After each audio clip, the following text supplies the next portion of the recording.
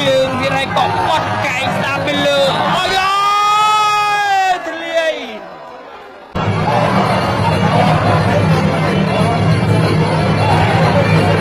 យោដូចជាមិនសូវស្រួលប្រហែលទេដូចជាមិនសូវស្រួលប្រហែលទេដើមទឹកនេះគឺរឹងនេះវាចាក់ជង្គង់អាយ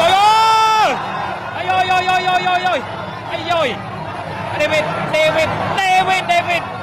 បាច់ពិសេសរបស់កីឡាករចិនអានេះគឺប្រភេទ kickboxing អាយអូអានេះក្បាច់ kickboxing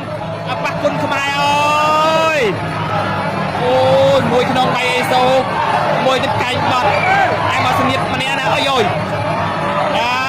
ដើមទឹកអូកែងគុណខ្មែរអត់ទាញញ៉ាំ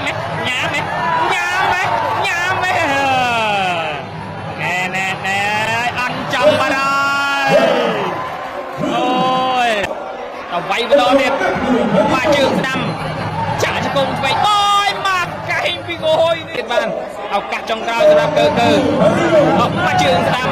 មកជើងទៀតហើយក៏បត់កែងស្ដាំទៅលើអូយធ្លាយក្រៅសង្វៀនបាត់អើយវាយទៀតទេអូ